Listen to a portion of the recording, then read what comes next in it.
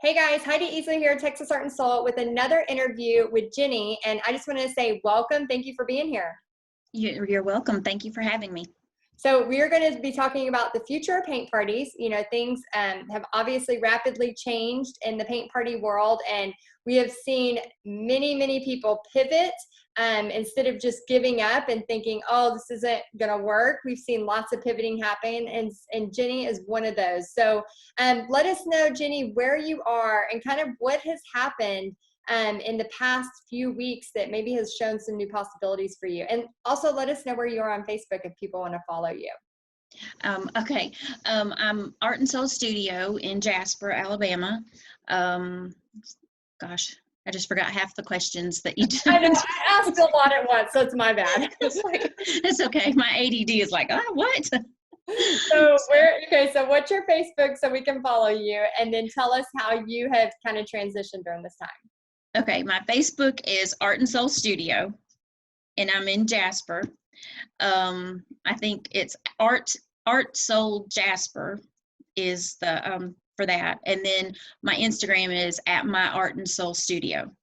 So that's where you can find me on the social network. Now, what was the other thing? And then the other thing is how, because I know you have got some pretty big success with art kits. So how many have you sold? Maybe what price point you've sold them at, and what you kind of see. Like, start with that. We'll start with that. How many have you sold in the price point? Okay. Well, we've sold well over 300, and our price point was $10 each. It included an 8x10 canvas, a flat canvas normally, but when I ran out of those, I had to go with the stretched. So it's just whatever I had.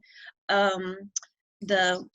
put 4 to 5 colors of paint in there, a paintbrush, a napkin, and a small tablecloth. I took and cut up tablecloths and put a little tablecloth in my kit and stuff.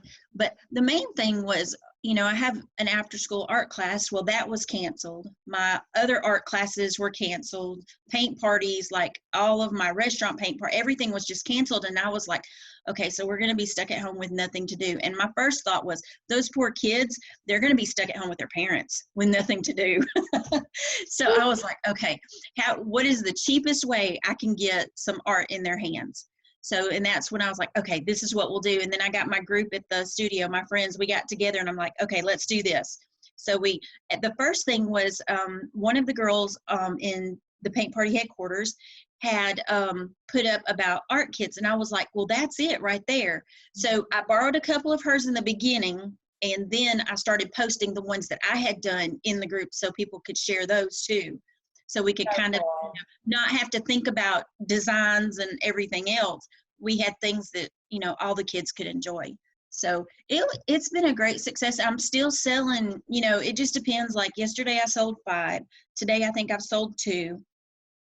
But they're running through my website now, which has made things, instead of them just being able to go on Facebook and say, okay, I want this, and this, they're having to go through my website, which has made it a little bit trickier, but it's the only way I could really keep up with it. Because it was crazy the first 3 days trying to keep lists. You should see my paper list. It is insane. This is what my I don't know, you can't see that, can you? There you go. Oh, there we go. Yeah, do it like right there. Yeah. Mm-hmm. Yep. See my crazy list right there? It was like, okay, they picked them up, highlight. You know, that's how it was crazy the first couple of days. So I had to come up with a system. And so I just put everything on the website instead of running it through Facebook, because that was hard. Yeah, it's hard trying to keep up with it because, again, it's like, you know, you have a studio, and in just a couple of days, you go from studio to, I mean, you know, all of us, you know, I mean, I've been doing this over 10 years, and it didn't mean that my parties didn't get canceled. Like, my parties got canceled just like the rest of everybody. And so it's so interesting to me to see the people that have been successful with this, because we didn't just go, oh, that didn't work, never going to happen. Like, we're creative, we're problem solvers, and we figure things out, and we pivot if we need to. And I love how, like, you're like, how can we get art in these kids' hands, you know? And so I want to talk to you a little bit about just what you think it takes to have that mentality of, instead of just being done or giving up or thinking, I got paint parties down in person, now they're not happening, so I'm over this, to no, there's another way. Like, what do you think that takes to have that? Well, I'm a little bit, I think, driven in a different direction, because mine has never been about making money. This is never, I've got a real full-time job. I teach school. So my thing has always been, there is no art in our county except for in the city system that I work in. We've got a high school art teacher, a middle school art teacher, and a elementary school art teacher. But the surrounding county that I'm in, there is absolutely no art unless one of the arts groups has somebody go in and teach like a little watercolor class every now and then to one grade level. So there's no art. There's no, I mean, and we have so many talented kids here in this, in our community and in our county. And I'm like, there's no art. We've got to do something. So for the last, I guess it's been about 7 or 8 years that I have had my own studio, that I'm just like, okay, we're going to have art. I'm tired at the end of the day, but we're going to have art. So, yeah, I mean, well, and art is not what I teach at school either, which is kind of another thing. Art's just kind of a passion of mine.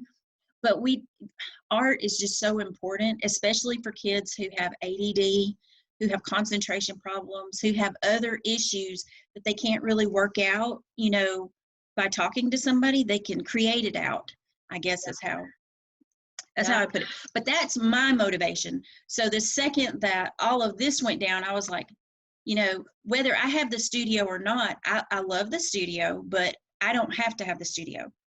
But these people around me, they need the studio. Mm-hmm. So that, I think that's why, that's what's driven me. And then I'm like, okay, so how am I going to get art into their hands now that they can't come to the studio, and I can't go to the churches, and I can't go do these different things. So I guess that's my mentality, is just a little bit different. It's not from the perspective, I do like to make money. That, don't get me wrong, I do like to make money. However, I buy more art supplies. So it's just like, make money to have the coffee habit, the art supply habit. Art supplies. Yeah. So, I mean, I guess that's what has driven me to pivot. I knew I was going to have to pivot. Like the second that everything happened, I'm like, okay, I could sit at home and enjoy the next 6-7 weeks at home doing nothing. But it's not helping anybody. Yeah. So I guess that's, I don't know. I'm a little strange when it comes to stuff like that. No, I mean, I think everybody's definition of success is different, and everybody's motivation is different. It's totally, I mean, you have to have a strong motivation regardless of what that is.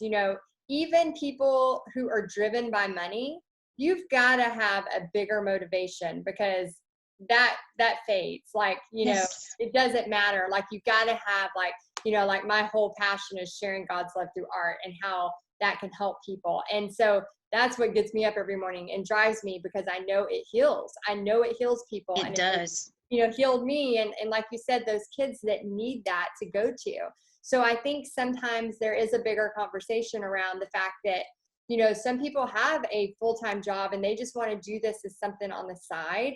And that is totally great. Like, how can you help your community have art in a community where there's no art teachers? And that leads me to the other point. Like, you're not an art teacher and you're teaching art. I'm not certified in art. I've been teaching art for, I taught art in schools for 10 years and got my alternative certification, and I have my communications degree. And I think so many times we go, well, we need to have this certification, or we got to have this to teach somebody how to do a llama like that. No, that's just fun. That's fun art. Creating fun art. So can you speak a little bit of that? Like, did you have any of that kind of imposter syndrome, or were you just the teacher at heart and went in full-heartedly?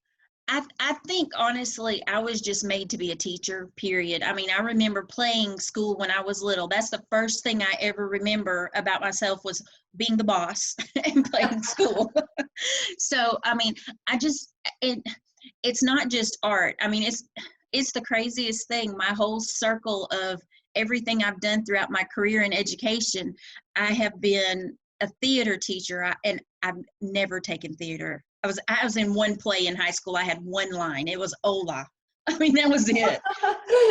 So I taught theater, I've taught Spanish, I've taught English. I mean, I've done all of those things. Now I teach English as a second language. So it's kind of crazy. I started out as art. I wanted to go and do something with art, but during the time I was coming through, which was like the early 90s, it's like, what are you going to do with an art degree? I'm like, I'm in Alabama, rural Alabama. What am I going to do with an art degree? So then I thought, okay, I'm going to learn Spanish. And that has paid off. So, but I've been able to keep it all together. So I'm just a teacher. And I think that's what it is. And you just have to have a little bit of confidence and know, you just can't show other people that you're scared about what you're doing. Just go in and just show them what you're doing and they'll listen. But if you go in a little scared, they're not going to trust you to, to teach them. So, but I think I'm just a teacher. That's all it is. I'm just a teacher. With a big heart doing awesome. Yeah, that thing gets me in trouble sometimes too. We have a hard time saying no. Oh gosh, that is my biggest thing right there. That's a whole nother topic. Remember, you have to be able to say no. Yeah, I've got to learn that. Yeah, I learned that a few years ago, and I'm very thankful I finally learned it. But I was that person that I did not know that word for a long time. And then finally I was like, wait a minute, I can't do all of this. Like, I can't do everything. So and that's it right there. That's it. Once you figure that part out, then life gets a whole lot easier. It's okay to say no, people. It's okay. So go ahead and tell us, what do you see? Again, we're going to have a new normal. How do you see your paint parties, your art kits, your potentially online virtual? How do you see your new normal happening here in the next month or so? In the next month or so, I'm going to start doing the virtual paint parties. I'm going to give it a try. We'll see how it goes. If that doesn't work, we'll try something else. I'm going to continue with the kits. And those are pretty good. I do want to start some type of subscription art box of some sort, but I haven't quite nailed that down. So I've got a lot of different ideas, but everybody likes to get little surprise mail, fun mail, things like that. So I'm thinking, if we're going to be like this, that's one way to reach out and just like send a little bit of love to somebody else, I think. I don't know. I've got lots of ideas, so I've just got to get them pinpointed and narrowed in. But I'm just going to have to continue to pivot. Yeah. That's all there is. Yeah, I think that's the exciting part about this is so many people who are now almost forced to see the potential of online, to see the potential of, oh my gosh, there is still a way to teach paint parties, to share the love of art, to share the love of crafts or whatever you do in a different way, and it could potentially be bigger than you ever imagined before. So I think that's awesome. I'm excited for you.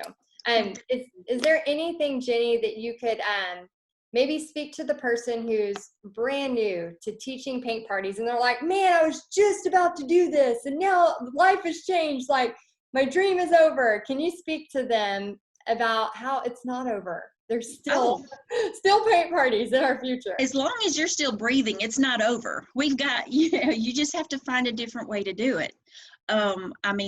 If you were just getting started and you haven't done your first real paint party somewhere, sit your family down, do your paint party with your family. Your neighbors, people that are close to you, sit them 6 foot apart so they have that social distancing happening.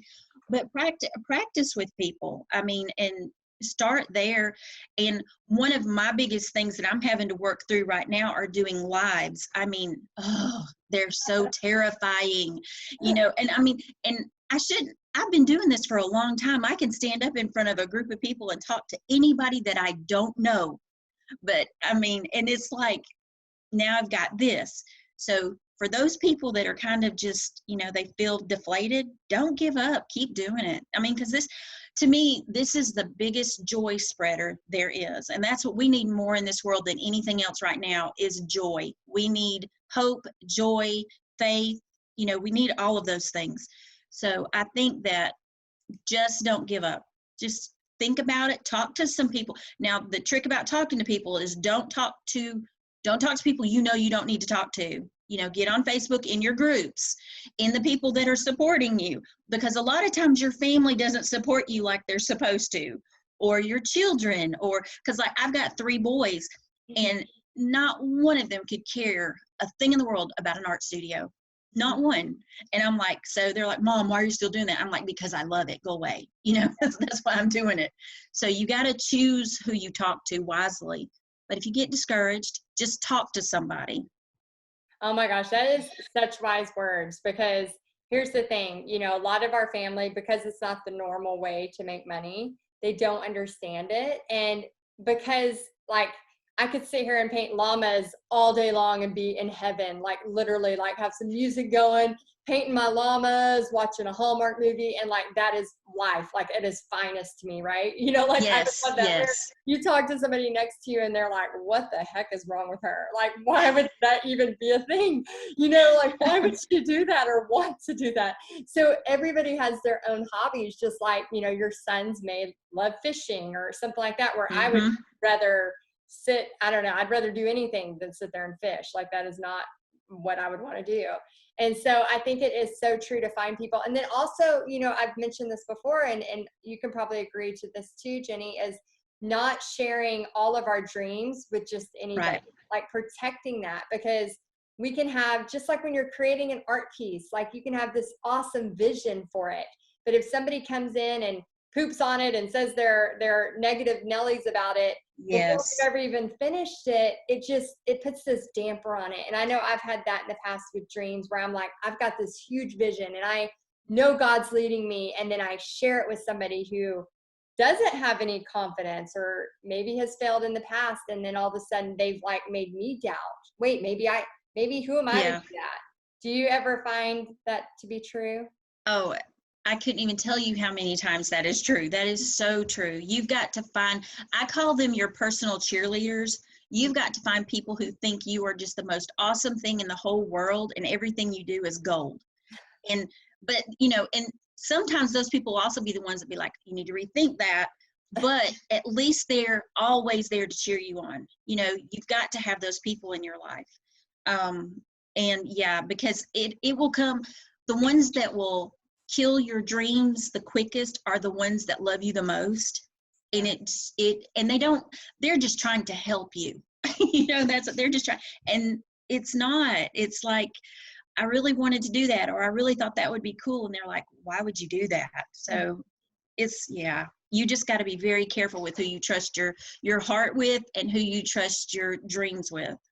Yeah, and I found that, and like you said, it's the ones that are the closest that can hurt the most. Yes. Because we value their opinions so much. And I think too, it's so true that a lot of times it's their insecurities coming out, that something they failed at, something that they weren't good at, that they're like, well, how do you think you could do that? It's a lot of things that are internal with them. So you have to remember, and that was a lesson I learned, several years ago. And I was like, oh my gosh, now that I know it and I know who I can share what with, it makes life so much easier. Yes, it does. Yes. And it helps your confidence a whole lot. And you can be free to go do the dreams you want to do without always having somebody in your ear talking you out of it. So that's right. That's really good. All right. Well, it's been such a pleasure. Any final thoughts you want to leave with somebody who's watching that is really excited about this? What would be their next step?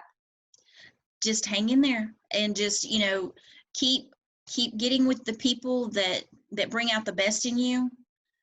Even, through the phone, through Zoom, through whatever, FaceTime. And just keep moving forward, keep progressing. Don't stop. Just don't stop. Continue on. Yeah, that's great. It's just one step at a time. Sometimes when we look at the big picture, it's so overwhelming, and it just baby steps. Want to go take a nap. Yes, like I'm over today. I'm going to bed. Yes. There's things in my life where I'm like, oh my gosh, I can't take it all. And then just do one thing at a time. Then all of a sudden you look back on the last month and you're like, wow, I did all of that. Just like 300 kits in a few days that you sold. That was insane. So I'm so excited for you. Thank you.